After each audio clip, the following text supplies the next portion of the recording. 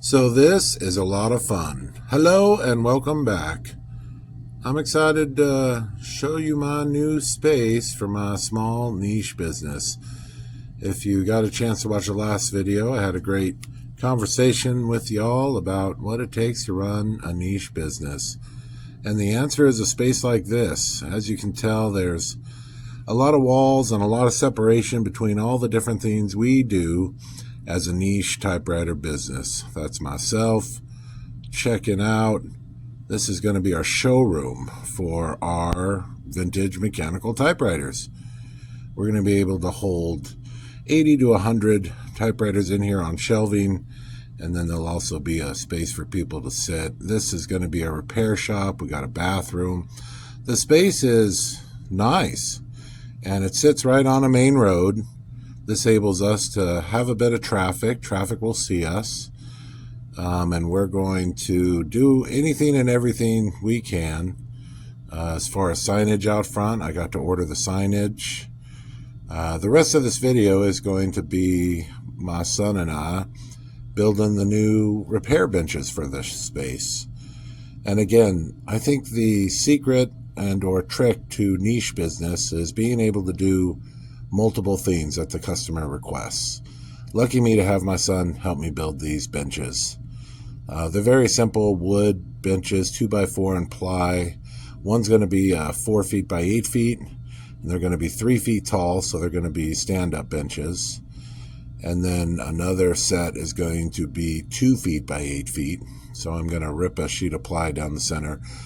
And those 3 benches will enable us to have 4 people working on typewriters. There'll be 2 people facing each other on this particular bench we're building.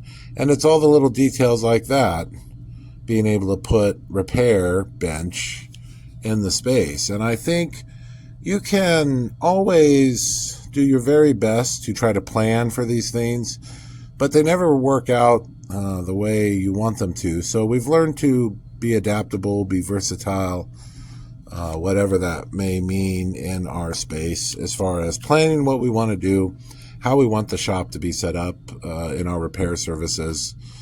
And of course, the repair services feed into our sales. That is, we sell typewriters, but really what we're selling is typewriter service. And we sell the service that we do to the typewriters, whether they're ours or whether they are customers. It's all the same to us. We have a lot of fun selling our typewriter repair services. So that's one side of the business. The other side, of course, is rubber. The trick to old vintage typewriters is they use rubber. No different than a carburetor. If any of you guys remember those, carburetors are always rubber seals and gaskets. And the metal really almost lasts forever on a carburetor. And a typewriter is the same way. The metal's good. Once we're able to clean the metal and preserve it, give it a little bit of lube, it's fine. It's the rubber that's the problem. So I always like to make the joke that we're glorified rubber dealers repairing typewriters. So we're going to have a separate rubber shop. That's going to be in the back. Luckily, rubber, we don't burn rubber. We just cut rubber.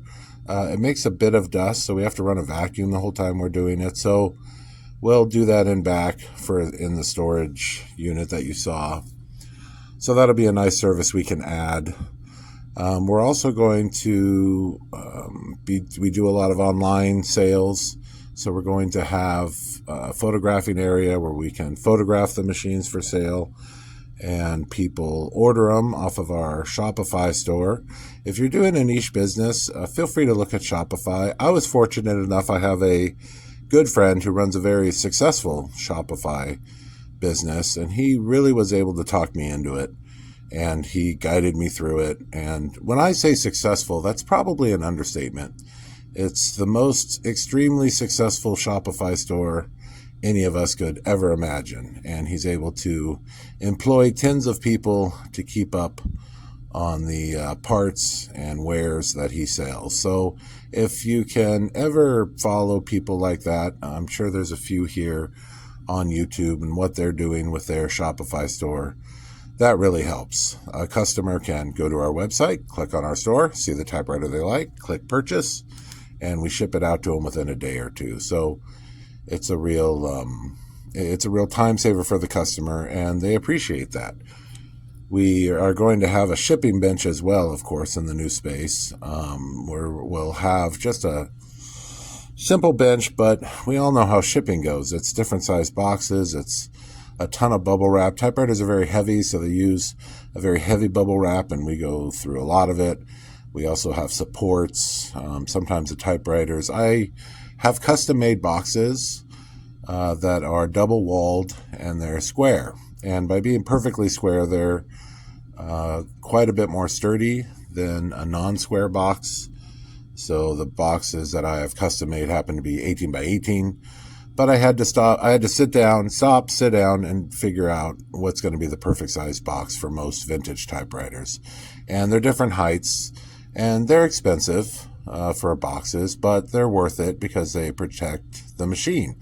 So the hundreds of dollars that we put into service in the machine is not so expensive when you're spending $6 or $8 on a cardboard box. And I did that through a company called Kelly Spicer. Kelly Spicer's paper. We have a local place here in Riverside.